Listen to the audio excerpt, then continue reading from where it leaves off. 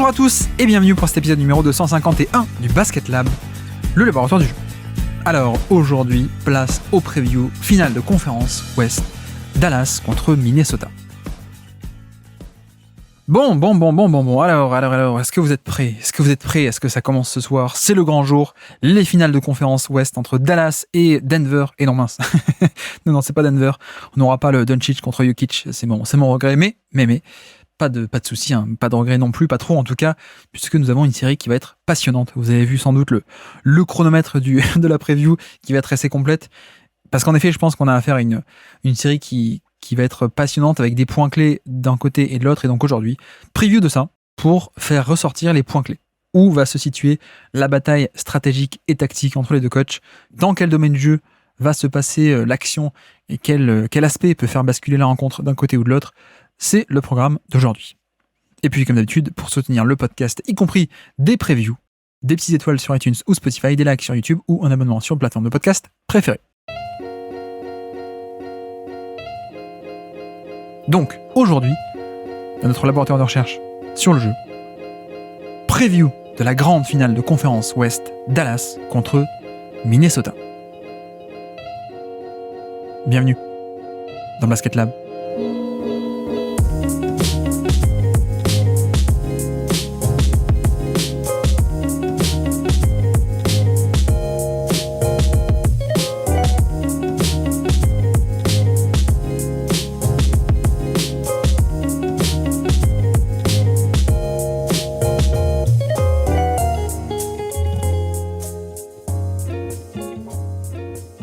Dallas contre Minnesota, voici donc la finale de conférence qu'on va essayer de décrypter aujourd'hui, faire la preview, puisque en effet, ça va être un duel assez fascinant.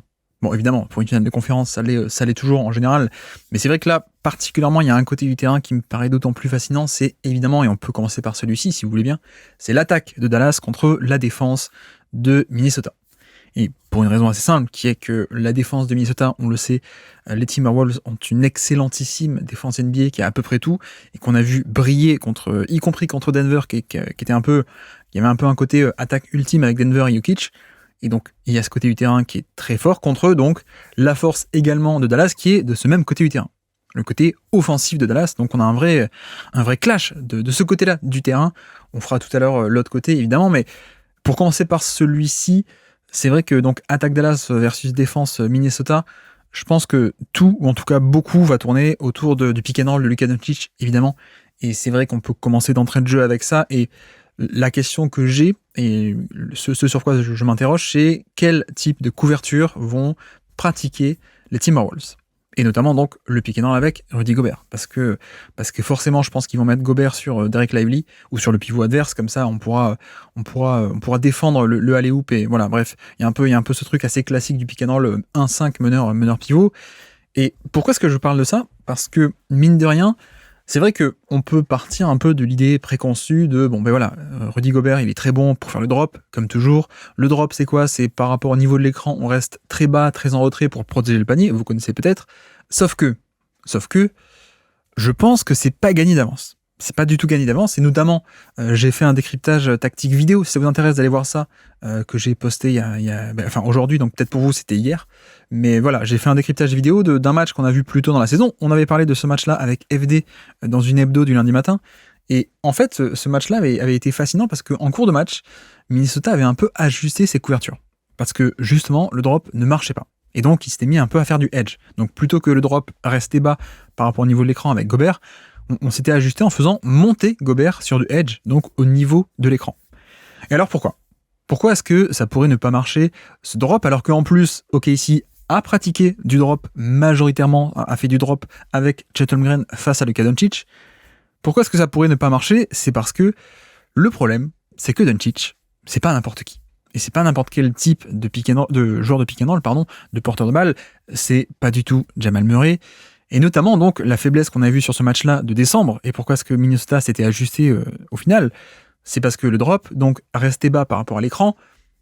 Oui, ça permet de, en effet, rester très bas et donc de boucher l'accès au panier, ou en tout cas d'être prêt, de voir venir et de forcer l'adversaire à prendre un mi-distance. Ça, c'est un peu la théorie classique, on va dire, hein.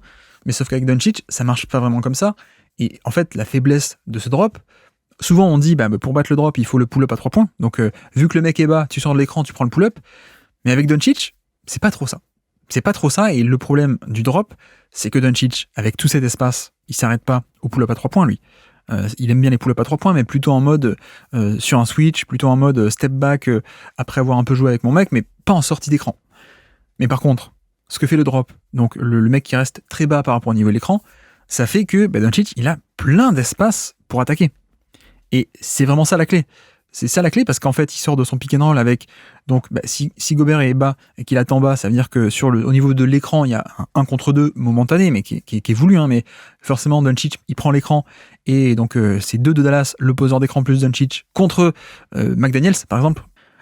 McDaniels va être pris dans l'écran au moins momentanément, ce qui fait que, en fait, Doncic peut débouler. Et en fait, il a la place de prendre de la vitesse et d'aller dans la raquette. Parce que, comme dit, le drop, le mec attend bas par rapport au niveau de l'écran. Il n'est pas au niveau de l'écran, il ne réceptionne pas haut, il est bas, il est dans la raquette, et donc il laisse venir. Et c'est vrai que c'est contre-intuitif, parce que avec beaucoup de joueurs, c'est le pull-up à 3 points, c'est dégainer en sortie de l'écran qui est là pour punir le drop. Mais avec Doncic, lui, il prend pas le pull-up à 3 points, il s'arrête pas là, il utilise cet espace pour gagner en momentum et gagner en vitesse, et utiliser cet espace pour aller sur ses spots. Pour aller donc dans la raquette, proche du panier. Et en effet, Gobert reste proche du panier et bloque l'accès complètement sous le cercle, ok. Mais sauf qu'en fait, avec Doncic, une fois qu'il est sur ses spots, un peu la zone des shorts mi-distance, la zone des flotteurs, la zone des petits pull-ups à 1 ou 2 mètres du panier, c'est pas un lay-up directement au niveau de l'arceau, mais ça, c'est des tirs, la short mi-distance, où Doncic est extrêmement bon. Et donc, c'est là que finalement, sur ce match de décembre, Minnesota avait eu beaucoup de mal et avait fini par s'adapter, parce qu'en fait, quand tu laissais Gobert très bas au niveau de l'écran, tu laissais trop d'espace et Doncic en profitait pour attaquer et pour aller sur ses spots à l'intérieur. Et donc, ensuite, prendre le pull-up à 1 ou 2 mètres du panier qu'il est capable de mettre, prendre le petit flotteur, ou alors quand il y avait des aides qui venaient se déclencher pour surcharger le terrain, pour le gêner, etc. Du coup, il était plein centre du terrain déjà dans la raquette, donc quand il y a une aide, c'est facile de faire une passe vers l'extérieur, etc., etc. On avait vraiment eu ce côté où le drop ne marchait pas, alors que pas du tout pour la raison habituelle, c'est-à-dire que d'habitude le drop c'est bien contre le drive, parce que ça ferme, ça bouche l'accès au panier, donc le drive ne peut pas aller au bout, mais sauf que Doncic il va sur ses spots et il aime bien, ou alors il va sur ses spots, il va en plein dans la raquette, il y a des aides qui viennent et donc il passe à l'extérieur, et donc l'ajustement qui a été fait par Minnesota sur ce match-là, et qui je pense on va voir sur cet affrontement de finale de conférence, c'est que donc au bout d'un moment, Minnesota s'est dit, allez, on va faire monter Gobert. On va le faire monter, non pas bas, on va pas le laisser bas par rapport au niveau de l'écran, on va le faire monter au niveau de l'écran. Faire un edge, ou alors un show, comme on dit, show littéralement, montrer, il vient se montrer au niveau de l'écran. Et en fait, c'était pas vraiment pour créer une prise à deux, c'est simplement pour donc venir apporter un obstacle, en vérité. Quand Luka Doncic sort de son écran, il a un obstacle devant lui, et donc il peut pas aller nord-sud. Il peut pas aller verticalement, attaquer verticalement le panier nord-sud. Il peut pas entamer son drive. En fait, Gobert venait le stopper d'entrée de jeu. Et ça a marché. Ça a marché un temps. Ça a marché pas mal de possessions. Comme dit, si ça vous intéresse, il y a le décryptage vidéo qui est là sur la chaîne YouTube. Donc, vous pouvez aller voir ça.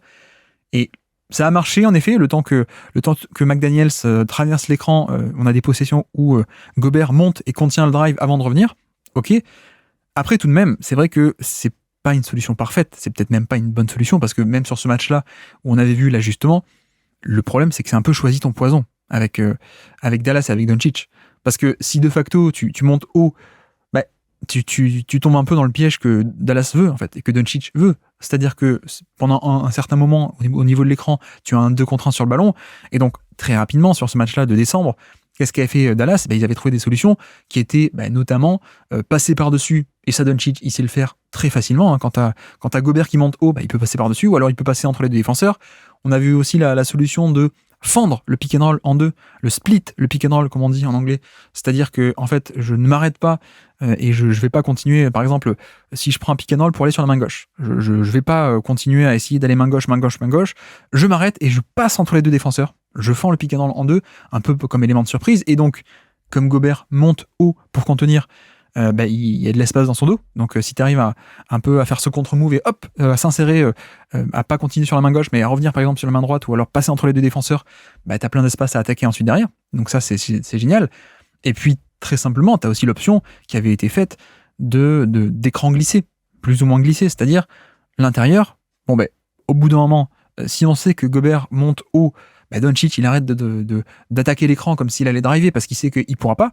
Mais par contre, l'intérieur de Dallas, donc à l'époque, il n'y avait pas Gafford, mais il y avait Lively, qu'est-ce qu'il faisait? Et Powell aussi, Dwight Powell, qui maintenant ne joue plus, mais maintenant il y a Gafford, c'est pareil. En fait, il posait l'écran, mais parfois il le posait relativement rapidement, ou alors parfois pas du tout. Et en fait, il plongeait rapidement dans le dos du pick and roll. Ce qui fait que c'est pas fait pour faire une prise à deux, à la base, ce edge de la part de Minnesota, mais de facto, ça le devenait en fait. Quand tu as le rollman, rollman, R-O-L-L, le poseur d'écran, ensuite qui roule le panier, littéralement en français, pardon, mais qui va très vite dans le dos de la défense, oui, voilà, Luka Doncic, il a 2 sur le ballon, il peut faire une passe, et puis ensuite, ça permet d'exploiter un surnombre. Donc, vraiment, moi là-dessus, ça m'intéresse beaucoup de savoir que va faire Minnesota. Est-ce que ça m'étonnerait pas que de base ils partent sur du drop, sans doute, et qu'ils se gardent ça un peu dans la manche, cet atout, cet ajustement à sortir. Ça m'étonnerait que dès le début de la série ils sortent en edge, mais peut-être que je me trompe, mais voilà. Je pense que c'est une possibilité, et comme dit, il n'y a pas forcément de bonne solution, parce que soit tu fais du drop, et donc tu laisses Doncic aller complètement sous le panier, soit tu fais un edge, mais tu tombes un peu dans le piège de Dallas, quoi. C'est exactement ce que Dallas veut. C'est-à-dire, il y a la passe par-dessus pour la fameuse situation de short roll, c'est-à-dire tu roules pas jusqu'au panier, tu t'arrêtes un peu avant, dans la mi-distance, tu reçois le ballon et ensuite tu peux attaquer le surnombre. Le short roll, pas un roll jusqu'au panier, mais un short roll. Donc il y a cette possibilité. Il y a aussi la passe, si ça vient compenser, il y a 2 sur le ballon, il y a un mec côté faible qui vient couvrir le pivot. Doncic, il peut aussi faire la passe vers le corner opposé, et évidemment, c'est un peu sa force.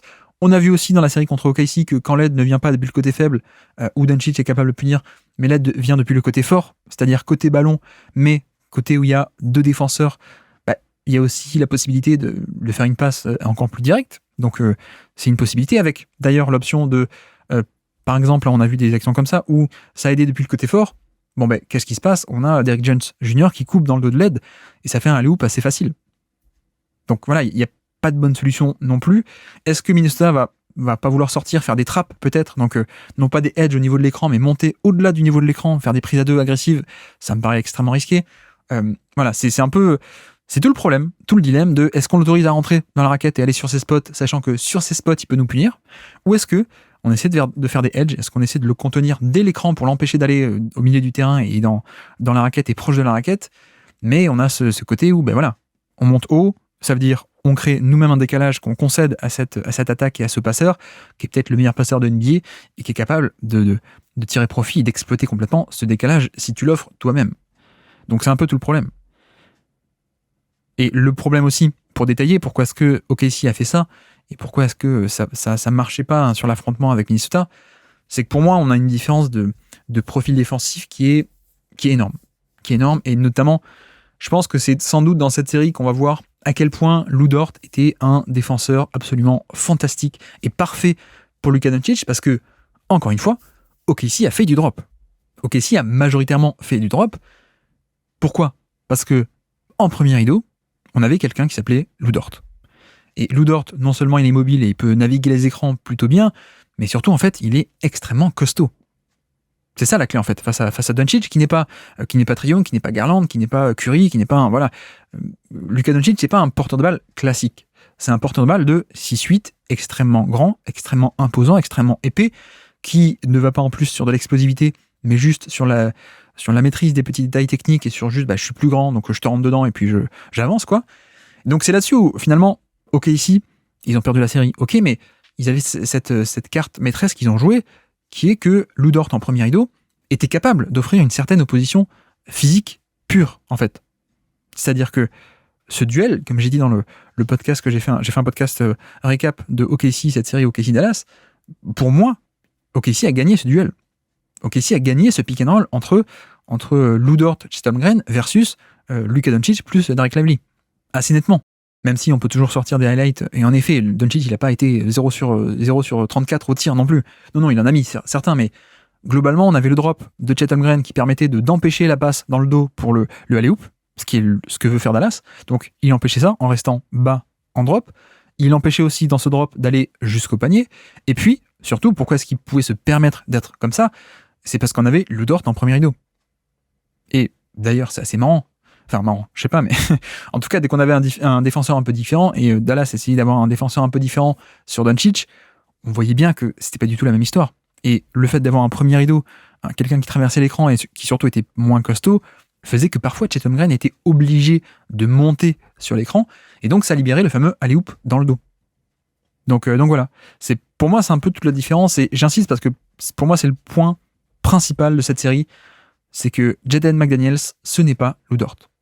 Voilà, McDaniels, c'est un défenseur absolument fantastique, c'est le meilleur navigateur d'écran pour moi de NBA, ou alors il est dans le top 2, top 3 si vous voulez, mais voilà, c'est bluffant, c'est absolument bluffant, mais par contre, c'est pas un bon match-up, en tout cas c'est pas un match-up parfait contre Doncic, parce que il est mobile, il navigue les écrans, il est fluide, plus que personne, enfin plus que tout le monde, pardon, mais par contre, il a pas ce côté très puissant, il a pas ce côté puissant, et il a pas ce côté je peux empêcher Doncic d'aller sur ses spots comme Lou Dort pouvait le faire. Et en même temps, c'est aussi en ça qu'on avait insisté sur le fait que Lou Dort était un défenseur unique par rapport au match-up de Luka Doncic. C'est pas pour rien. Mais voilà, pour moi, c'est le point central de cette série, c'est que même à la limite, même si on prend Anthony Edwards, je suis pas sûr qu'il soit assez costaud lui-même, même s'il est, il est costaud, mais c'est pas Lou Dort. Lou Dort, c'est un vrai tank. Donc je suis pas sûr que je suis pas sûr que Edwards, je suis pas sûr que McDaniels et je suis pas sûr que Nickeil Alexander-Walker ne soient assez costauds en tant que premier rideau du pick and roll. Donc quid de la couverture de pick and roll qui va être pratiquée? Est-ce qu'on va tenter de rester en drop ou est-ce que on va s'ajuster, passer en edge, monter un peu plus haut, faire des 2 contre 1 sur le ballon, mais donc ça peut libérer d'autres choses encore plus redoutables pour Dallas? C'est un peu toute la question pour moi. Et toujours pour continuer un peu sur ce thème, d'ailleurs, c'est aussi un aspect où Lou Dort avait pas mal limité la variété tactique et les différentes manières d'attaquer que Dallas pouvait faire et faisait d'habitude. Voilà, Lou Dort, son aspect extrêmement puissant, ça faisait que tout ce qui est isolation et post-up, Luka Doncic n'a pas pu le faire aussi facilement sur la série contre OKC. Pour une raison donc qui est très simple, c'est que il pouvait offrir cette résistance au contact qui était de très très haut niveau. Et encore une fois, c'est quelque chose que McDaniels ne peut pas faire.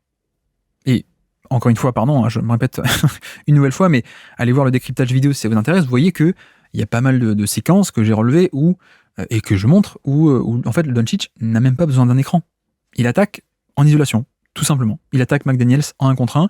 Et il peut aller depuis le périmètre jusqu'au panier. Voilà, il va sur son spot proche du panier. Et McDaniels, certes, pendant toute la possession, il reste devant, il coulisse bien, il a les bras levés, mais à chaque fois qu'il y a un contact, il n'est pas capable de tenir le contact et il est obligé de concéder un peu l'espace, quoi. Et donc, Doncic part de la ligne à 3 points, il attaque, il va au panier, il va sur son spot. Voilà. Et pareil avec Nickeil Alexander-Walker, évidemment. Edwards, on n'a pas eu tant que ça, Edwards sur Doncic, sur ce match-là. Mais Edwards, il est costaud, mais il n'est pas costaud à ce point, comme Lou Dort, comme dit, donc je pense que on va pouvoir voir beaucoup plus qu'on a vu contre OKC, cet aspect de simple isolation de Doncic et post-up aussi. On n'a pas vu tant que ça le post-up face à OKC. On l'a vu un peu plus contre les Clippers d'ailleurs. C'était quoi? C'est le match, je sais plus combien, le match 1, match 2, je sais plus, où ils avaient fait un run énorme dans le 3e quart-temps avec que des post-up de Doncic qui avait beaucoup marché. Voilà, c'est aussi une arme très intéressante du répertoire de Doncic et de Dallas, c'est le post-up, un peu le post-up entre guillemets de petit, en tout cas face à un petit, face à un extérieur. Et c'est vrai que face à Lou Dort, on n'a pas eu trop ça, quoi. Et même au niveau isolation, on a eu quelques isolations de Doncic face à Lou Dort, mais ça n'allait pas au panier. Ça se contentait de prendre le pull-up à 3 points. Donc voilà, pour moi c'est une différence qui est énorme. On a déjà vu dans la saison que Doncic n'hésitait pas à attaquer frontalement en 1 contre 1 McDaniels, Kyle Anderson même aussi, il l'a fait plusieurs fois sur Anderson. Voilà, pour moi c'est un truc assez fondamental parce que je pense que l'escouade de Minnesota, pourquoi est-ce qu'elle a aussi bien marché contre Denver, c'est que Denver, on n'a pas le même type de porteur de balle. Et notamment Jamal Murray, c'est pas Doncic. Et donc ce côté navigation d'écran, ne concéder aucun décalage sur les pick and roll et sur les écrans, c'était parfait, c'était génial. Parce que, en fait, tout ce qui est pick and roll, Jamal Murray, il a envie d'avoir ce petit décalage, et puis Jamal Murray, il n'a pas la puissance, quoi. Si Jamal Murray sort de l'écran et qu'il a encore sur sa hanche Anthony Edwards, ou bien McDaniels, ou bien Alexander Walker, c'est pas lui qui peut aller malgré tout sur le spot proche du panier, qui peut enfoncer encore et encore, ou même qui peut shooter par-dessus un peu à volonté. Alors que Doncic, oui. Doncic, même si tu sors de l'écran et que McDaniel s'est encore accroché, bah c'est pas grave, quoi. Il peut continuer à forcer et puis il va proche du panier, quoi. Donc c'est un peu... pour moi, c'est toute la différence. C'est aussi pour ça que, certes, ce sont les mêmes défenseurs d'élite, mais qui doivent faire face à un attaquant et face à une attaque qui n'a pas les mêmes qualités. Donc, on pourrait avoir une différence. Peut-être que, oui, les mecs peuvent rester accrochés au niveau de l'écran, mais bon, Doncic est quand même capable, avec sa taille, et avec son côté puissant, et puis son scoring un peu autour du panier, de faire son beurre sur ces petits short mi-distance, quoi. Mais à quel point, après il y a un aspect humain au niveau coaching, de à quel point est-ce que s'il enchaîne 2, 3, 4, 5 pick and roll comme ça, en mettant le petit tir à mi-distance, le petit short, le floater ou le petit pull-up à 2 mètres du panier, il y a la théorie, il y a le côté, on sait qu'il va pas tous les mettre, c'est pas un tir rentable, etc., etc. Il y a la théorie, après la pratique. Et s'il en met 4 ou 5 d'affilée, à quel point on va pas avoir la réaction humaine et normale de « Allez, on s'ajuste ». Je sais pas. Et si c'est le cas, en effet, on peut avoir du coup le edge et donc le passing par-dessus, les 2 contre 1, etc., etc. Donc, voilà. Pour moi, le profil des défenseurs versus Luka Doncic, qui est un attaquant très particulier, ça doit faire partie de l'équation, et c'est ce qui fait que, je pense, je serais prêt à parier pas mal que Doncic va faire une grande série offensive, notamment au scoring, sauf si, au passing aussi, si du coup tout le monde se découvre pour le contenir, du coup ça libère des passes évidemment, mais je serais prêt à parier qu'il va faire une très grande série et bien meilleure que contre OKC. Parce que contre OKC, il n'a pas été si fort que ça. Parce que Lou Dort l'a bien gêné au niveau du scoring. Mais là, je m'attends tout de même à beaucoup mieux au niveau du scoring.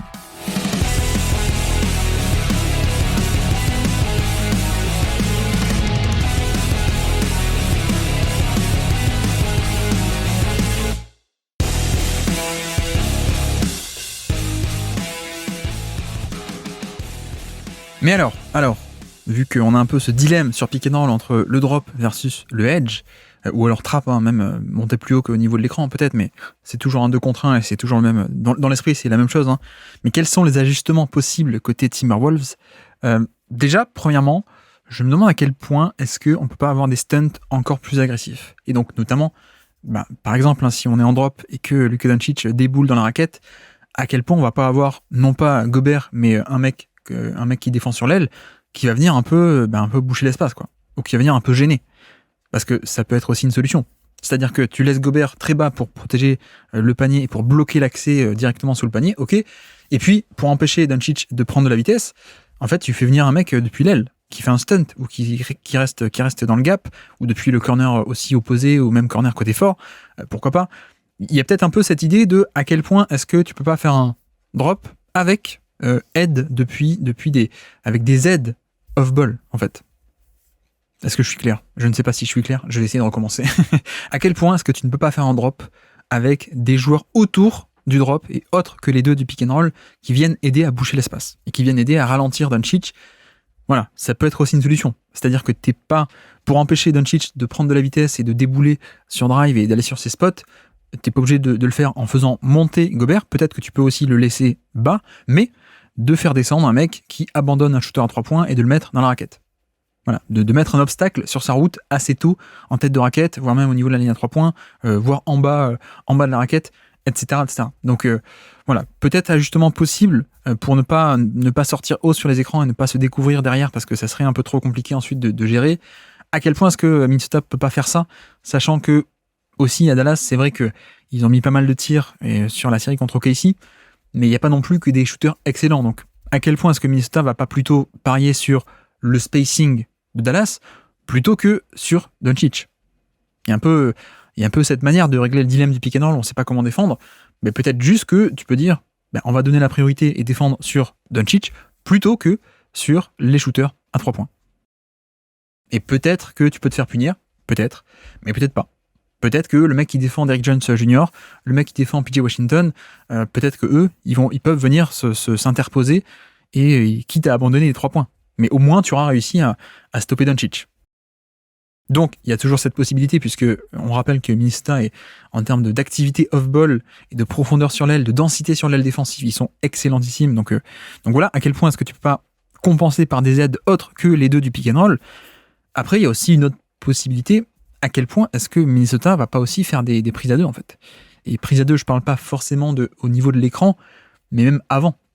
À quel point est-ce que Minnesota va pas utiliser cette carte à un moment donné de la série avant même qu'il y ait un écran, en fait, juste dès qu'il franchit la ligne médiane, on fait une prise à deux et on force Doncic à lâcher la balle.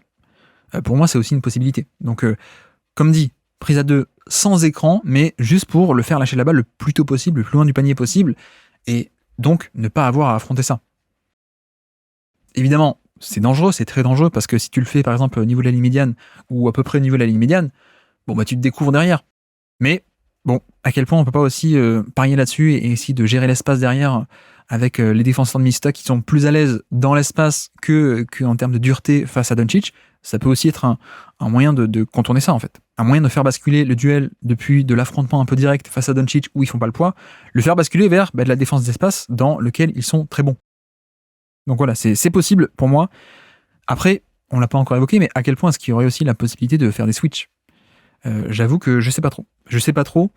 Là, on parle notamment du pick and roll avec Gobert pour l'instant, mais c'est vrai que c'est possible, mais j'y crois pas des masses. Et à quel point est-ce qu'on peut pas aussi avoir, par contre, un switch and double? Ça, j'y crois un peu plus, peut-être. C'est-à-dire, au niveau de l'écran, tu switches, tu laisses Gobert aller sur Doncic, ok, et tu fais genre qu'il n'y a pas de décalage. Donc, si tu fais un switch et que tu changes sur l'écran, il n'y a aucun décalage créé sur l'écran. Tu switches, mais pour une seconde et demie. Et au bout de 1 seconde ou 2 secondes, tu fais venir une prise à deux. Donc, switch and double. En fait, une prise à deux à retardement et une prise à deux qui n'intervient pas au moment de l'écran. Donc, tu fais un switch, tu laisses Doncic avoir le switch et avant qu'il puisse l'attaquer, et isoler Rudy Gobert, tu fais venir quelqu'un. Et voilà, c'est le genre de switch and double. Ça, pour le coup, j'ai pas de mal à l'imaginer. Peut-être pas tout le temps, mais utiliser de manière régulière, pourquoi pas. Pourquoi pas pour essayer en fait de gagner sur les deux terrains. C'est-à-dire, tu fais une prise à deux pour essayer de contenir Doncic, ok, mais tu le fais pas au moment de l'écran où il est capable de lire, de faire la passe, etc. Tu le fais avec un petit délai, un petit retardement, et derrière tu essaies aussi avec les autres défenseurs de cadrer un peu mieux le terrain le temps que tu fasses ta prise à deux à retardement. Donc voilà, ça c'est pour le pick and roll contre Gobert, le pick and roll 1-5, le classique on va dire. C'est la bataille de ce pick and roll. Après, c'est vrai que là où c'est intéressant pour Dallas, et c'est aussi toute la différence avec la série contre Denver, c'est que Dallas et Doncic ne sont pas obligés d'attaquer Rudy Gobert. C'est même tout l'intérêt. Et pourquoi est-ce que je dis ça? Donc, première différence fondamentale, c'est un peu le style de jeu. Donc, comme on l'a dit, le côté match-up et le fait que Denver, avec Jamal Murray, on recherchait plus avec le pick and roll à créer le décalage, le petit temps d'espace, pour dégainer ou pour aller au panier, etc. Alors que Doncic, il s'en fiche un peu. Même s'il n'a pas forcément ce décalage, il peut tout de même, sur la puissance pure, aller sur ses spots proches du panier. Ok, première différence fondamentale, sachant que les défenseurs de Minnesota sont pas armés pour stopper frontalement et avec de la puissance ceci. Ok. Mais la deuxième différence fondamentale, c'est aussi le fait que Dallas, c'est pas Denver. Et Denver, qu'est-ce qu'il voulait faire? Il voulait jouer avec Nikola Jokic, évidemment. Donc, en fait, tu étais un peu obligé de passer par là. Il n'y avait pas 10 options disponibles. Ou alors, tu pouvais faire pick and roll avec Aaron Gordon si tu veux, mais c'est pas du tout le même type d'attaque. La force du pick and roll Murray-Jokic, c'est Jokic. On l'a déjà détaillé. C'est Jokic et sa dangerosité au scoring qui dicte les couvertures défensives que pratique l'adversaire. C'est Jokic qui peut faire le pick and pop, qui peut, quand il reçoit la balle ensuite, après le pick and roll, faire l'extra passe. C'est Jokic qui peut aller scorer aussi quand tu reçois la balle post-haut après le pick and roll, etc., etc. La vraie force de Denver et de ce pick and roll Jamal Murray et Nikola Jokic, c'est Jokic. Donc, t'es un peu prisonnier de ça. Si tu es Denver, tu étais un peu prisonnier de ça. C'est-à-dire que tu es un peu prisonnier de qui est-ce que tu mets sur Jokic et comment est-ce que tu le défends. Et donc, en l'occurrence, c'était on met Towns sur Jokic et on demande à Towns de rester sur Jokic, quoi qu'il se passe, avec de toute façon Gobert en deuxième rideau pour couvrir le pick and roll, pour couvrir le porteur de balle. Voilà, c'est un peu ça la formule. Et donc, ça a bien marché aussi parce que, Denver, il voulait pas attaquer autre part. Denver, il n'y a pas d'intérêt, enfin si, tu peux, mais quel est l'intérêt d'attaquer avec Gordon? Jamal Murray, Aaron Gordon, par exemple, le poste 4. Tu peux, mais ça ne débloque pas du tout les mêmes possibilités et la même attaque que quand tu arrives à le faire avec Jokic, évidemment. Mais là, qu'est-ce qui est très intéressant à Dallas? C'est qu'à Dallas, la force du pick and roll, c'est pas le poseur d'écran. C'est pas l'intérieur. C'est pas Jokic. La force à Dallas, c'est le porteur de balle. C'est Luka Doncic. Et donc, finalement, si tu veux, si le pick and roll avec Gobert il commence à être, ça ne marche pas, en fait, tu peux toujours aller cibler quelqu'un d'autre. C'est-à-dire que quand bien même Minnesota pourrait trouver une solution sur ce pick and roll avec Gobert, face à Gobert, Doncic peut tout à fait attaquer ailleurs. Et notamment, je pense, bien entendu, à Karl Anthony Towns et Naz Reid. Et là, on n'a même pas l'option du drop, en fait. C'est aussi ça l'intérêt, et c'est ce qu'on a vu sur le fameux match de saison régulière également, c'est que au moins avec Gobert, on pouvait alterner entre les deux, ok, mais face à Towns et face à Naz Reid, on ne peut pas faire le drop, parce que ce ne sont pas des bons défenseurs de drop. Donc, on pratiquait du edge, on pratiquait un 2 contre 1 sur le ballon en mettant la pression pour essayer de le gêner et de le stopper le plus tôt possible et le plus loin du panier possible pour l'empêcher de faire un drive, ok. Parce que si on reste en drop et qu'on fait un drive et que voilà, il n'y a pas la puissance, il n'y a pas l'expertise, la compétence défensive de Gobert pour rester proche du panier et dissuader face à un drive. Mais donc, on était obligé de faire un edge et forcément, ça a libéré des espaces qui étaient énormes.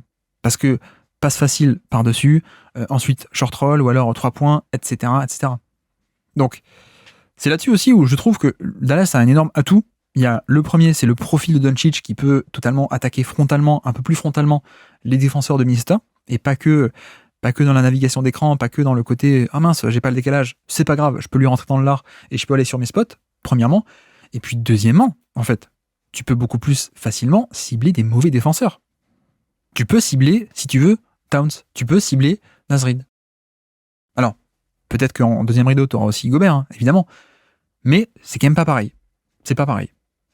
Parce que il y a cette polyvalence et ce fait que la force de Dallas, c'est Doncic, et donc lui, il peut faire venir n'importe qui sur pick and roll. Alors que Denver, ils étaient un peu obligés de passer par Jokic, parce que c'est Jokic qui était un peu le centre de tout, évidemment.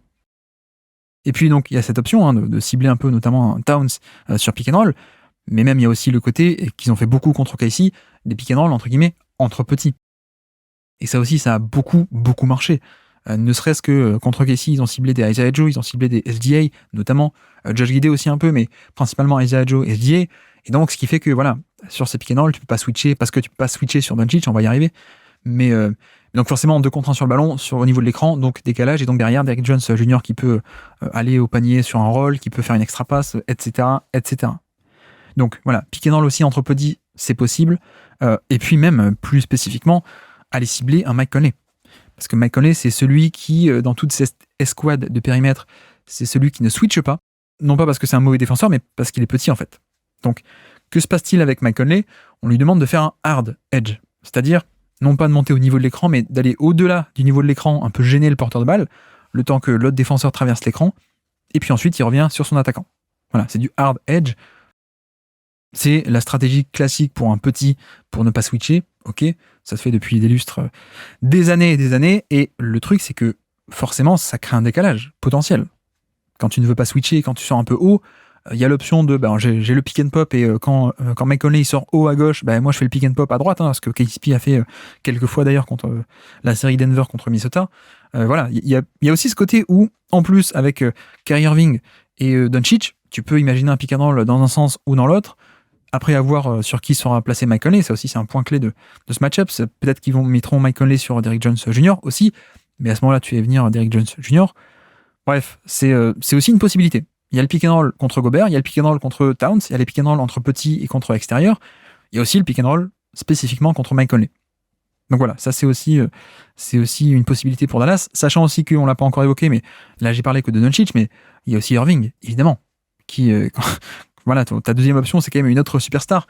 Ça peut être très cool, sachant que Irving, en plus, lui, il a beaucoup plus ce pull-up dynamique en sortie de dribble, en sortie de l'écran. Là où Doncic, il aime bien plutôt aller sur son spot, plutôt en step back à 3 points, un peu, voilà, en termes de mécanique de tir, c'est différent. Lui, Irving, il aime bien, il est très à l'aise pour dégainer en sortie d'écran après le pick and roll, et donc, ce qui fait que lui, il est défendu très différemment. Notamment, OKC, c'était pas un drop face à Irving, c'était un edge. C'était justement Chet Holmgren qui montait très haut au niveau de l'écran. Après, c'est pas le même type de passeur, évidemment, c'est pour ça que les équipes font ça. Mais voilà, c'est une menace aussi au scoring, c'est une dangerosité qui est différente, et c'est aussi pas mal de solutions qui peuvent être trouvées comme ça. forcément, hein, t'es même pas obligé d'attaquer Gobert d'ailleurs. Tu peux aussi attaquer Towns, encore une fois, et avec le pull-up de Irving, il est obligé de monter. Mais voilà, c'est aussi un assez bon passeur pour libérer et trouver la bonne passe quand il faut. Voilà, il y a aussi cette option que j'ai même pas développée. J'ai parlé beaucoup de Doncic parce que c'est un profil à ce point particulier et différent de Denver, mais Irving aussi, évidemment. Irving, c'est Jamal Murray, mais fois 10, quoi, en termes de dangerosité de scoreur, en termes de régularité aussi, malheureusement, pour Denver et Jamal Murray sur cette série. Mais voilà, on ne parle pas du même niveau d'attaquant, évidemment, quoi. Donc voilà, il y a l'option Doncic, qui peut attaquer n'importe où. Il y a l'option Irving aussi qui peut attaquer n'importe où. Irving aussi a beaucoup attaqué, pas que les gros. Hein. Il a fait aussi beaucoup de pick and roll entre petits, Irving. Donc il y a ça. Et c'est vrai que j'en viens à me demander à quel point est-ce que Minnesota va pas chercher à matcher un peu les minutes de Gobert avec celles de Luka Doncic. Parce que c'est vrai que sur les minutes sans Gobert, Doncic, il est un peu libre d'attaquer Towns ou Naz Reid, sachant que comme il n'y a pas Gobert sur le terrain, il attaque cela avec un vrai pivot. Donc, parce que le vrai pivot, il va être défendu par Towns ou Naz Reid. Hein, donc, il n'y a pas, si vous voulez, l'expertise d'un défenseur d'élite qui défend le pivot adverse et qui peut défendre le lob dans le dos, qui peut, voilà, il y a un peu tout ce genre de mécanisme où Minnesota serait plus faible. Et pourtant, où Dallas pourrait attaquer avec son pivot et son pick and roll classique 1-5. Et puis surtout, s'il n'y a pas Gobert sur le terrain, ça veut dire qu'il n'y a pas Gobert en deuxième rideau. Imaginons que Minnesota essaie un peu de jouer avec les match-ups en disant bon, ben attendez, on va mettre Towns sur Lively, comme ça, sur le pick and roll, en fait, on va mettre Gobert off-ball, qui est d'ailleurs une très forte possibilité, hein, de mettre Gobert sur un non-shooter. Alors on ne sait pas lequel, peut-être Derrick Jones, peut-être PJ Washington, je ne sais pas, mais c'est aussi une possibilité.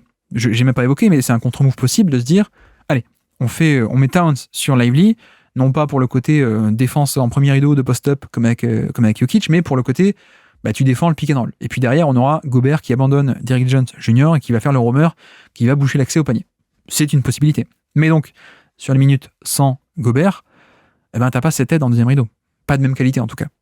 Donc je me demande à quel point est-ce que Chris Finch et Mika Nori vont pas vouloir un peu faire matcher les minutes de Gobert et de Luka Doncic pour cette question du pick and roll.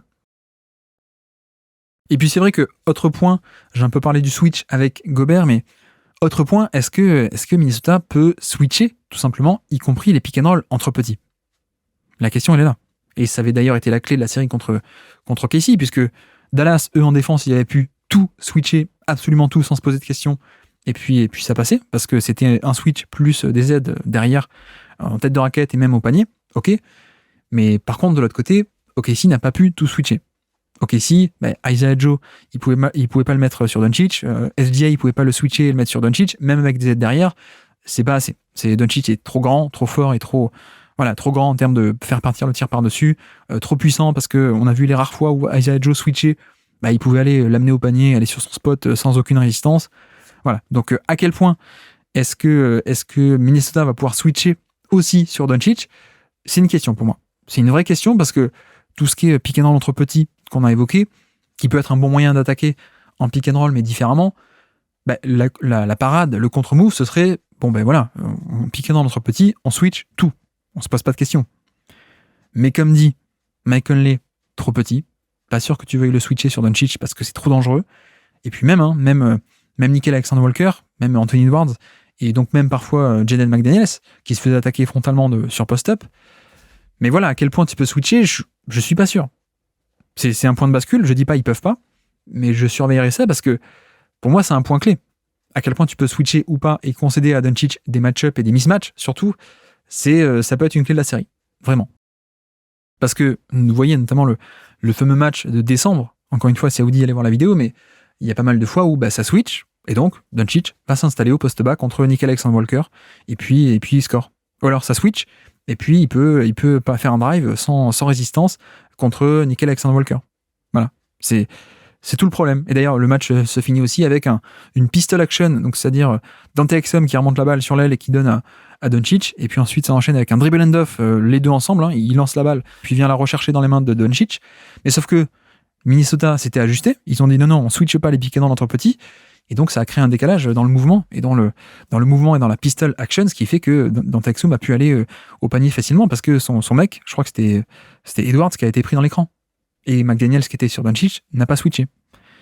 Donc voilà, c'est un point clé parce que ça peut permettre pour Minnesota de de limiter les dégâts, mais ça peut aussi être côté Dallas un moyen de soit on obtient des mismatchs et on va les attaquer au poste bas, ou alors sur drive, en tout cas de manière frontale, directe avec des gros.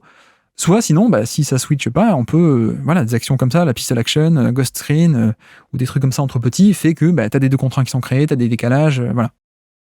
Bref, donc ça c'est un peu pour le côté pick and roll. On a dit un pick and roll classique, le pick and roll entre petits, est-ce que ça switch ou pas, est-ce que ça drop ou pas, est-ce que ça edge, etc., etc. Est-ce que les minutes de Gobert vont être matchées avec celles de Luka Doncic? Est-ce que Gobert va pas être mis, on va pas le tenter de mettre sur un non-shooter ou un mauvais shooter pour le garder dans un rôle de roamer? Je ne suis pas convaincu, mais c'est une possibilité. Mais en même temps, bon, les shooters de Dallas shootent plutôt bien, donc Derrick Jones Jr. c'est pas Josh Giddey, quoi. C'est pas Josh Giddey, c'est pas non plus Aaron Gordon. Voilà, je pense que ça peut être tenté, mais à quel point est-ce que Dallas va arriver à punir, c'est à voir.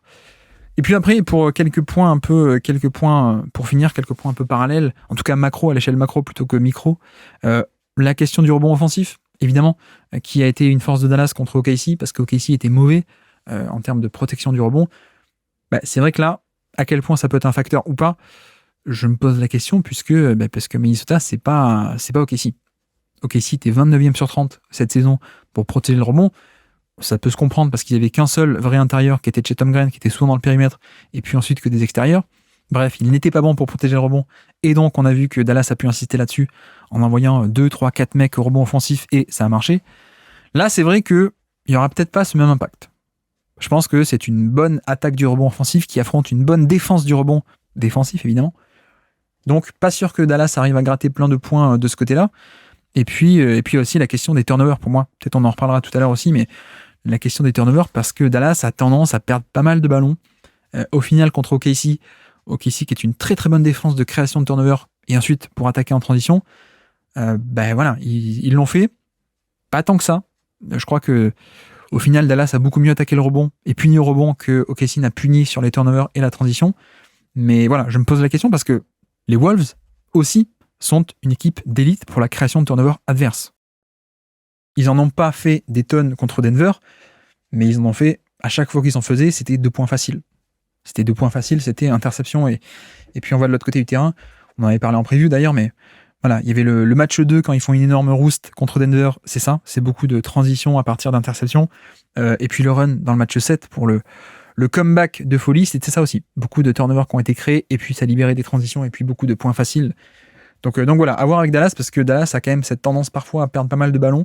Donc, à quel point, non pas les défenseurs de Minnesota vont pas arriver à stopper frontalement et au niveau de la puissance, Doncic, peut-être pas, mais à quel point est-ce que ils vont pas arriver à créer des turnovers avec leurs bras très longs, leur activité, leurs mains très vives et très puissantes aussi. À voir aussi, à surveiller, parce que ça peut être un point de bascule côté de cette série.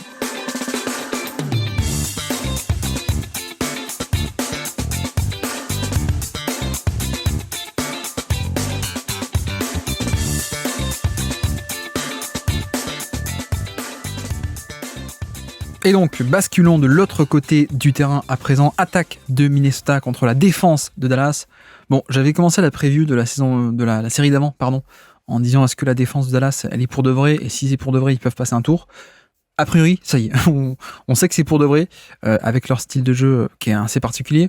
Je pense que j'ai quelques points à développer.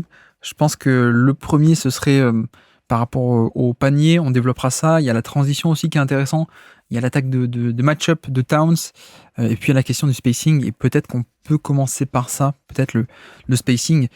C'est vrai que je ne suis pas totalement sûr que tous les shooters de Minnesota soient respectés complètement. Voilà, c'est vrai que c'est un peu en plus sur quoi la défense de Dallas s'appuie beaucoup sur ses playoffs, c'est-à-dire contre les Clippers, on n'a pas respecté pas mal de non-shooters, et on a bouché l'espace à l'intérieur avec notre taille, notre longueur. On a bien dominé à l'intérieur. Contre OKC, c'était un peu la même chose. C'était un peu la même chose avec un non-respect de certains shooters, ou alors une incapacité des shooters d'OKC à mettre les tirs pour punir ces aides assez agressives en tête de raquette et aussi au niveau en bas de la raquette, au niveau du panier. Ça a été un peu l'histoire de ces deux séries, Dallas et de la défense de Dallas. Et donc, je me demande à quel point est-ce qu'on va pas un peu refaire la même chose, parce que certes, on a des bons shooters, mais est-ce qu'on a des shooters d'élite côté Minnesota ? C'est vrai qu'à part Towns, il y a quand même déjà on a Gobert sur le terrain, donc ça fait déjà un non-shooter à peu près sûr. Et puis ensuite, Nickel Alexander-Walker, il a beaucoup mis ses tirs contre Denver. À quel point est-ce qu'il peut toujours les mettre ensuite? McDaniels aussi, c'est pas des shooters que je mettrais en mauvais, hein. C'est plutôt des shooters que je mettrais en catégorie moyen. Et ça, on sait que d'expérience, c'est le genre de shooter sur lequel Dallas peut miser et dire on les abandonne pour boucher l'intérieur et pour empêcher des drives et pour empêcher d'aller au panier. Même si c'est des shooters un peu moyens plus que mauvais, on fait le pari qu'ils ne mettront pas leur tir. Voilà, c'est un peu l'idée. C'est ce qui a marché sur les 2 tours d'avant. À quel point ça peut marcher ou pas sur ce tour-là également, je n'en sais rien, mais potentiellement, je mettrais quand même une pièce sur le fait que Dallas continue un peu ce genre de schéma. D'ailleurs, est-ce que ça va pas être pire même, puisque est-ce que c'est pas une série où on va essayer de ressortir un peu plus Kyle Anderson, qui a joué pas mal, mais pas non plus, enfin pas mal, qui a joué contre Denver, mais pas non plus des tonnes, mais à quel point est-ce que tu peux pas essayer de réutiliser ce match-up-là, qui est un plutôt bon, pas parfait, mais bon match-up contre Doncic, en termes de taille, un peu de puissance et surtout des bonnes mains et une bonne longueur de bras, ça peut aussi le faire, hein. Si McDaniels, tu constates que c'est un peu trop fin, tu peux tester aussi Kyle Anderson, mais ça rajoute donc un non-shooter de plus. Voilà, c'est un peu, comme dit, les vases communicants, hein. C'est les 2 côtés du terrain qui fonctionnent ensemble. Et donc si tu t'en remets à cette option un peu plus défensive, à quel point tu rajoutes pas aussi un non-shooter et tu peux pas le payer en attaque également, avoir donc un peu ce dilemme-là aussi, parce que en vérité, ça peut être un plutôt bon match-up défensif à utiliser. Donc voilà, Kyle Anderson, potentiellement un non-shooter en plus. Mike Conley, oui, catch and shoot à 3 points, ça se respecte. Karl Anthony Towns, évidemment. Edwards, je suis pas certain que ça se respecte beaucoup. Alors en tout cas, ils vont faire le pari et ça sera à lui de punir. Mais voilà, la question du spacing, pour moi, elle est un peu importante. Et d'autant plus que, un peu parallèle à ça, c'est vrai que ce que faisait beaucoup Dallas dès qu'il pouvait contre OKC, c'était dès qu'on a Josh Giddey, on met notre pivot sur Josh Giddey pour lui permettre d'être dans ce rôle du roamer. Le rôle du libéraux défensif qui, en fait, est sur Josh Giddey, entre guillemets, mais en fait n'est pas sur Josh Giddey. Il ne le respecte pas. Et donc, il reste proche du panier. Il abandonne totalement, il ne craint pas le shoot de Josh Giddey. Et donc, il peut rôder autour du panier en tant que safety, un safety défensif totalement libre. C'est ce qu'a fait Dallas le plus possible dès que Giddey était sur le terrain. Là, c'est vrai que, est-ce que Minnesota, il y a un joueur comme ça, où Dallas va arriver à poster Lively ou Gafford en tant que libéraux défensif? Je sais pas trop. Je me pose la question. Est-ce qu'il pourrait le tenter avec un McDaniels? Honnêtement, je ne sais pas. Ça me paraît risqué, mais c'est pas à exclure. Et sinon, donc, on aurait Gafford ou Lively sur Gobert, qui lui-même est plutôt un non-shooter. Donc voilà, ça peut aussi régler la question. Parce que pourquoi est-ce que c'était un problème contre Casey? C'est que le plus possible, on essayait d'enlever le pivot. Notre pivot de Dallas, on ne voulait pas qu'il soit sur Chet Holmgren parce que Chet, il a le 3 points. Donc le plus possible, on le mettait sur un non-shooter pour ne pas qu'il défende le 3 points. Là, c'est vrai que il n'y a peut-être pas un non-shooter total côté Minnesota, mais au moins, Gobert, il sera pas posté à 3 points, il sera pas sur l'aile, par exemple, à essayer d'attirer à l'extérieur le pivot adverse. Peut-être que, dans cette question du spacing, peut-être que Lively et Gafford vont pouvoir plus librement, et sans jouer avec les match-up, peut-être qu'ils vont pouvoir plus librement rôder autour de la raquette et boucher l'espace. Voilà. Donc il y a le cas des non-shooters, il y a le cas aussi de Dallas qui aime bien faire ça. Donc à surveiller ce côté spacing. Ce qui nous fait aussi arriver sur une autre question, pour moi, c'est le switch, qui est une question un peu fondamentale de à quel point est-ce que Dallas va continuer et refaire ces fameux schémas en switch. Parce que si vous n'avez pas suivi, si vous n'avez pas écouté le podcast ou si vous n'avez pas vu la série contre OKC, c'était ça le schéma principal, c'est-à-dire on switch sur absolument tous les écrans, quitte à concéder entre guillemets un match-up, un mismatch, mais en fait c'est pas un vrai mismatch, c'est pas un vrai 1 contre 1, parce qu'en fait on a de l'aide qui va venir depuis le haut de la raquette et même au panier. Voilà, tout ça, ça va ensemble. Le spacing et le non-respect du spacing allaient ensemble avec le switch. On switch sur les écrans pour concéder aucun décalage sur le pick and roll et sur tout type d'action, et puis derrière on ne respecte pas les shooters, donc en plus le switch est protégé. C'était un peu l'idée de la série contre OKC, donc. Et donc, à quel point est-ce qu'ils vont pouvoir faire la même chose contre les Timberwolves? On peut se poser la question parce qu'Anthony Edwards, c'est quand même quelque chose. D'ailleurs, durant la série contre Denver, on a beaucoup fait attaquer Edwards parfois à 1 contre 1, y compris contre Aaron Gordon. Donc voilà, il a aussi ce punch et cette capacité peut-être à punir certains 1 contre 1, et donc y compris aussi des mismatchs, si tu offres un mismatch un peu trop gros. Donc, à quel point est-ce qu'on va aussi, est-ce qu'on va retenter ou pas ce schéma de switch and help, si vous voulez, switch sur le ballon devant, et puis derrière plein d'aides qui accourent et qui viennent boucher le terrain. Ça me paraît pas évident, ça me paraît tout de même une possibilité. Parce que déjà, c'est comme ça que fonctionne cette défense depuis le début des playoffs. C'est comme ça qu'elle fonctionne très bien, d'ailleurs. Et puis, il y a un côté aussi où, voilà, Edwards, c'est pas non plus un driver fantastique. Enfin, si, pardon. Il l'est, mais il le fait pas tout le temps. Et donc, si tu arrives un peu à lui offrir un switch, mais à mettre un mec en tête de raquette et puis à mettre un mec sous le panier, c'est pas forcément tout le temps le mec qui va insister et aller au panier. Il aime bien prendre son petit pull-up, donc voilà, je sais pas. Je me demande à quel point est-ce qu'on va le tester ou pas, mais pour moi, c'est possible qu'on refasse un peu ce genre de switch, quitte à ce que parfois il punisse un peu avec son shot making sur le pull-up, en fait. Sur le côté, bon ben voilà, comme face à Phoenix, genre vous me laissez le tir et vous bouchez le terrain derrière, c'est pas grave, je prends le pull-up et je le mets. Donc oui, ça aide beaucoup. Pareil contre Denver en début de série, c'était ça aussi, beaucoup de shot making. Donc voilà, c'est une possibilité et je pense que, enfin, c'est pas évident. C'est pas évident, et à voir si Dallas est un peu obligé de s'adapter ou pas, parce que si tu ne peux plus concéder ce switch, même avec des aides derrière, bah forcément ça change tout, parce que tu es obligé de faire un autre type de couverture, donc potentiellement un décalage concédé si tu fais un edge ou si tu fais une prise à deux. Donc voilà, c'est un peu toute la question. Est-ce que ça va continuer à faire ce switch all automatique, plus derrière plein d'aides? Et puis, toujours pour rester sur Edwards, comment est-ce que Edwards va attaquer? Il y a aussi cette question-là, notamment je parle de pick and roll, parce qu'il l'a beaucoup fait en début de série contre Denver, et puis ensuite un peu moins. On a vu que c'était pas parfait non plus, mais c'était tout de même pas mal, une bonne source d'attaque, je trouve, même si c'était pas lui qui mettait les points ou qui faisait l'assist au final. Mais voilà, là c'est un peu la question aussi de, est-ce qu'on va tenter un peu de faire beaucoup de pick and roll? Est-ce qu'on va tenter un peu de faire beaucoup? Non, pardon. Est-ce qu'on va tenter de faire pas mal de pick and roll, donc Edwards, et notamment est-ce qu'on va cibler des Lively ou des Gafford? Parce que là encore, c'est un truc qu'on n'a pas trop vu pour l'instant, vu que ça switchait automatiquement depuis toujours Dallas sur ses playoffs. Donc, on n'a jamais trop vu un Gafford en drop, on n'a jamais trop vu un Lively en drop, en tout cas pas à ce niveau de compétition et face à des ultra attaquants d'élite.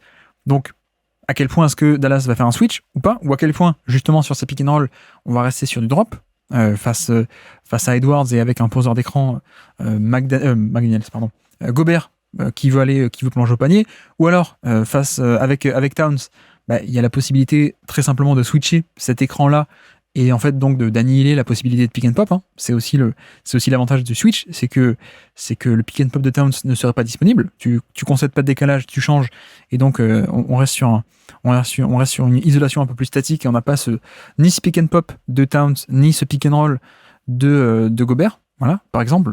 Est-ce que sur les pick and roll, ou même avant les pick and roll, est-ce qu'on va pas être sur des prises à deux? C'est ce qu'a fait aussi Denver sur la fin de série, c'est des prises à deux, et même pas que le pick and roll, c'était aussi, alors au début de la série ils l'ont laissé tranquille et puis ils faisaient des edge, donc des 2 contre 1 au niveau de l'écran des pick and roll, mais sur la fin de série c'était surtout on amène un deuxième défenseur même avant qu'il se passe quoi que ce soit. Donc la fameuse prise à deux, ligne médiane ou pas loin, ou même quand le ballon revenait sur lui sur une position normale, c'était allez, prise à deux, on déclenche la prise à deux et on le force à lâcher la balle. Ce à quoi Minnesota a fini par s'ajuster, match 6 et 7, en encadrant un peu mieux le terrain et en faisant en sorte que quand on sait que le lead vient, on met Towns et on met Mike Conley juste à côté, comme ça fait extra passe et on a des bons shooters à côté, donc on peut finir comme ça. Donc voilà, est-ce que Dallas aussi va vouloir tester cette stratégie ou pas? Moi, je suis pas convaincu. Si on fait en effet un switch, est-ce qu'on est sur du switch all de complet partout? Est-ce qu'on est juste sur un switch de 1 à 4 et le 5, on reste avec Lively, Gafford qui font des drops face à Edwards? Peut-être, potentiellement. Est-ce que comme dit, face au pick and roll avec Towns, on fait pas le switch pour pas qu'il y ait un pick and pop? Est-ce que on est sur un switch all? Est-ce qu'on a un switch 1 à 4? Est-ce qu'on est un switch de tout le monde sauf sur Anthony Edwards? Voilà, on pourrait avoir des degrés un peu différents, je trouve. On peut avoir le switch all complet, on switch sur absolument tout. On peut aussi avoir de petits ajustements de dire, ah bah tiens, on switch de 1 à 4, mais pas avec le 5. Ou alors on switch tout le monde, sauf quand c'est sur Edwards. Voilà, il y a peut-être aussi cette possibilité. Et puis, la question du switch est d'autant plus intéressante que une des sources d'attaque principales aussi de Minnesota, une des meilleures sources d'attaque de Minnesota, c'est pas tant le pick and roll de Edwards, c'est pas tant l'isolation de Edwards. Enfin, il y a pas mal de choses. Cette attaque, elle est assez diverse, donc c'est bien, mais notamment l'action, le empty pick and roll entre Mike Conley et Rudy Gobert, c'est une excellentissime source d'attaque pour les Timberwolves. Et donc, qu'est-ce qu'on appelle empty? C'est en gros un empty parce que le corner est vide, et donc on libère tout un quart de terrain pour le jeu à deux entre Mike Conley et Rudy Gobert. Et donc ça, c'est un très très bon moyen de générer de l'attaque. Mais donc, quid des couvertures défensives? Parce que sur ce empty pick and roll, sur ce jeu à deux, en fait, que se passe-t-il si Dallas décide en effet de switcher? Comme ils l'ont fait depuis le début des playoffs, c'est vrai que le switch permettrait d'atténuer et de nuancer et même d'absorber tout décalage que pourrait créer ce jeu à deux. Et le problème, c'est que ni Mike Conley dans le périmètre, ni Rudy Gobert ne peuvent punir ce switch. C'est ça aussi la force de Dallas face à cet adversaire. C'est que cette fameuse action à deux, ce pick and roll qui libère tant de choses avec le passing de Conley ou alors le pull-up à 3 points de Conley, plus Gobert qui peut aller au panier, voilà, si tu changes sur l'écran, aucun des deux ne peut te punir sur un énorme échantillon, beaucoup de possessions, etc. quoi. Donc à surveiller, parce que Dallas peut ici potentiellement priver les Wolves d'une des meilleures sources d'attaque de leur équipe. Donc voilà, ça c'était pour on a fait le spacing, on a fait un peu le côté switch ou pas switch, le côté couverture défensive de Dallas. L'autre aspect un peu à une échelle macroscopique, c'est l'attaque du panier, évidemment. À quel point est-ce que Minnesota peut être bon pour aller au panier en termes de fréquence d'abord, mais aussi en termes d'efficacité. Et puis, tout simplement, voilà, et comme dit, ils ont un Edwards qui est un excellentissime slasher quand il veut. Il ne le fait pas tout le temps, mais quand il veut, il peut être un des tout meilleurs de NBA. Donc, c'est vrai que ça peut être aussi un moyen d'aller faire du mal à cette défense. En tout cas, c'est un point à surveiller pour moi de à quel point est-ce que les Wolves iront au panier. Voilà, c'est un point clé. C'est le meilleur tir du basket. Il est là-bas, dans cette zone-là. Et là encore, c'est un peu une question de profil différent parce que HDA, c'est un bon driver, mais c'est pas un driver aussi agressif, énergique et rentre dedans que Edwards.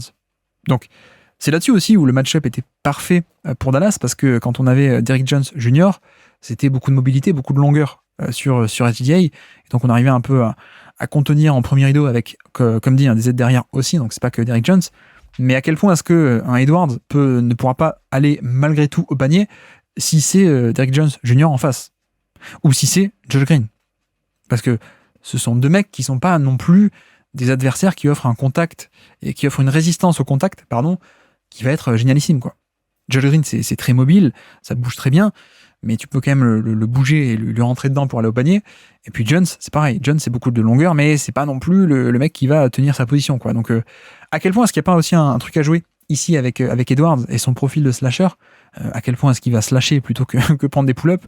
C'est aussi la question, mais voilà, je pense que c'est un peu un élément clé aussi.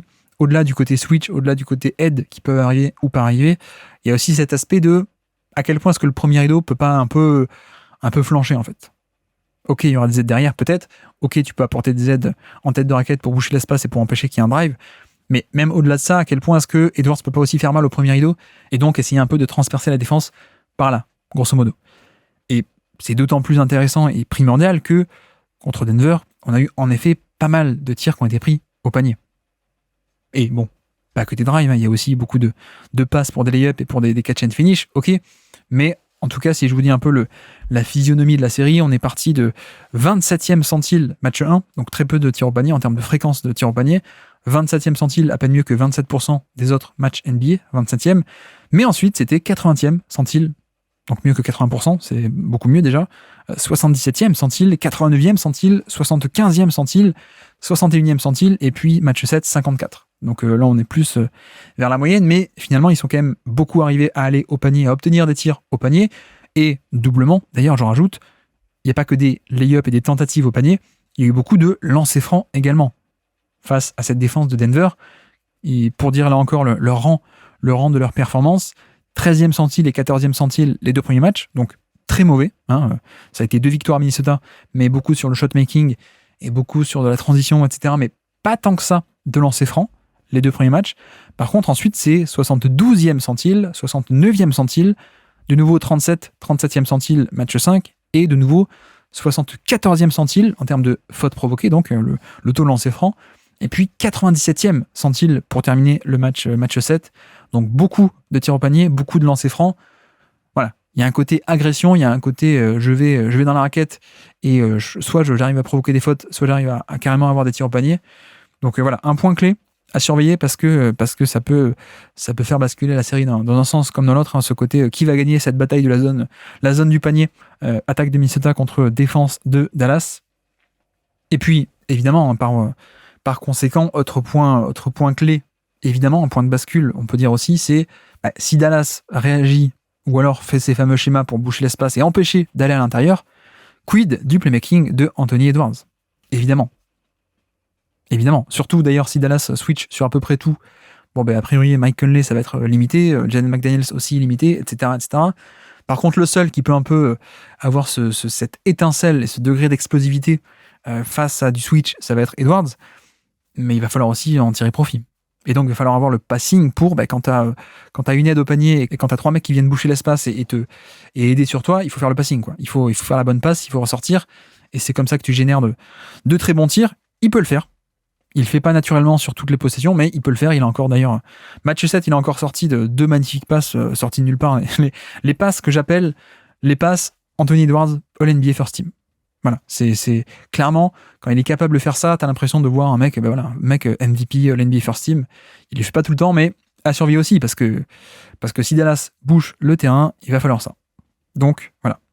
Et puis à quel point aussi, on l'a un peu évoqué, mais à quel point Dallas va pas refaire un peu la tactique de Denver, au bout d'un moment, on va faire des prises à 2. Même sans écran, on fait des prises à 2 pour le forcer à lâcher la balle. Ça peut être un moyen. C'est un peu une carte à jouer, peut-être. Pas sur la totalité d'un match, mais c'est une carte à jouer sur peut-être une fin de série, ou alors sur certaines séquences. Mais sachant aussi que, voilà, les Wolves, ils ont déjà affronté ça, et ils ont déjà réussi à s'adapter à ça contre Denver en fin de série. Donc, attention, parce que ça peut aussi être une tactique risquée. Toujours côté attaque, Minnesota, pour finir, même si c'est pas totalement l'attaque, mais c'est comme ça, c'est une source de points, mine de rien, c'est à quel point est-ce que ils vont arriver à générer des points faciles en transition de par donc la création de turnovers adverses. Ça, c'est toujours un point clé, et comme je l'ai évoqué tout à l'heure, en plus, Dallas peut perdre pas mal de ballons, et les Timberwolves, eux, arrivent à créer beaucoup de turnovers, donc ça peut aussi être une source d'attaque capitale, un vrai point de bascule, parce que si ça bloque sur demi-terrain, peut-être qu'ils peuvent se sauver un peu, comme OKC l'a fait sur certains matchs, notamment le match 4. Il s'était aussi beaucoup sauvé sur la transition, donc à surveiller. Et puis il y a aussi une question de diversité tactique aussi. On en revient toujours à ça, mais à quel point est-ce que tu vas pouvoir jouer un peu de manière différente? Et ça, c'est l'aspect sur lequel on était un peu sur notre fin. Côté OKC, ça s'explique également, on l'avait dit, parce que voilà, quand Dallas fait un switch all, tu peux pas dérouler tous tes systèmes de d'habitude, en fait. Hein, t'es un peu gêné, parce que tout décalage, de toute façon, est absorbé par le switch, donc peut-être que ça dissuade de jouer tes systèmes un peu complexes, vu que ça mènera à rien. Là, c'est vrai que je m'interroge. À quel point Chris Finch va faire un plan de jeu un peu simpliste, comme Mark Daigneault, ou pas. Daigneault, d'ailleurs, pardon. Certains veulent que je dise Daigneault. Donc Mark Daigneault pour les Français, Mark Daigneault pour ceux qui prononcent son nom à l'américaine, puisqu'il est américain. Mais à quel point, oui, à quel point on va avoir un plan de jeu un peu diversifié, et notamment, c'est aussi une des forces de Minnesota. Ils n'ont pas un profil de joueur héliocentrique, ils ont pas mal de sources d'attaque un peu différentes, ils ont les pick and roll entre gros, Towns et Gobert qui marchent plutôt très bien, ils ont les pick and roll de Ant, on l'a déjà évoqué, isolation de Ant évidemment, les empty action entre Mike Conley et Gobert, on l'a déjà parlé, on a des pick and roll à double écran aussi, on a pas mal de choses potentielles, on a les post-up de Towns aussi, qu'on n'a pas évoqué, mais Towns, pourquoi est-ce qu'il a brillé sur la série contre Denver, c'était le côté mismatch permanent, mismatch dans le périmètre, mismatch au poste bas, mismatch en isolation. Voilà, c'est là-dessus que Towns brille, c'est sur ce côté punir à peu près tout match-up qu'il a en face de lui. Donc, à quel point est-ce que Towns va pas pouvoir aussi briller dans cette série? Surtout donc si on a affaire à un switch all. Si ça switch sur tous les écrans, ça offre une possibilité à Towns d'aller choisir, on va faire ce pick and roll pour avoir ce mec qui switch sur moi. Donc par exemple à Denver, c'était beaucoup Jamal Murray, ils sont allés beaucoup chercher le switch de Jamal Murray avant de l'attaquer au poste bas. Là, contre Dallas, pourquoi ça pourrait pas être Irving, potentiellement, ou Josh Green, le plus petit Josh Green, ou même Jaden Hardy, potentiellement. Et si c'est pas au poste bas, ça peut aussi être des switches sur... On a vu pas mal d'actions sur des switches sur des doubles pick and roll. Par exemple, Mike Conley qui fait un double pick and roll avec Gobert et Towns, ça switch un peu partout. Et donc ensuite, on se retrouve avec Jamal Murray ou un mec qui défend Towns à 3 points. Bon voilà, Towns il peut dégainer par-dessus sans être contesté. Donc il y a ça aussi. Donc vraiment, la bataille tactique en termes de couverture défensive de Dallas va un peu tout dicter. Est-ce que, en fait, Est-ce que Minnesota va pouvoir forcer Dallas à faire autre chose que du switch? Ou est-ce que Dallas va arriver à faire ce qu'ils veulent, c'est-à-dire changer sur tous les écrans, ne concéder aucun décalage, abandonner les shooters à 3 points, et puis gagner comme ça en fait? Pour moi, c'est une possibilité assez concrète. Je pense que c'est risqué sous certains aspects et contre Anthony Edwards notamment de changer, de switcher les écrans, ok. Mais bon, je pense que c'est tentant. C'est tentant parce que, regardez le pick and roll 4-5, il suffit de changer le pick and roll, de changer sur le pick and roll Towns, Gobert et donc Washington et Lively, ça change, il n'y a pas de décalage. Donc déjà, on annihile pas mal de choses sur ce pick and roll là. De faire ça sur le pick and roll entre petits aussi. De faire ça contre le pick and pop de Towns, comme on a dit. De faire ça contre le roll de Gobert qui plonge au panier, etc., etc. Donc voilà, de ce côté-là du terrain, pour moi, la bataille, elle est là. Est-ce que Minnesota va arriver à faire sortir Dallas de ses schémas en switch? Ou alors, est-ce que Minnesota peut punir Dallas qui va, je pense, un peu les abandonner à 3 points et tester le spacing ou non spacing de certains joueurs des Timberwolves?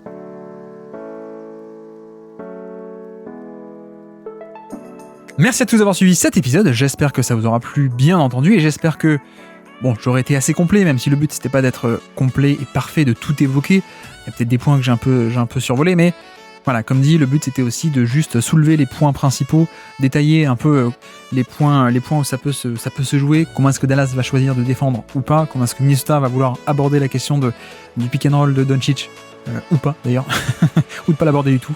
Bref, donc voilà pour cette preview.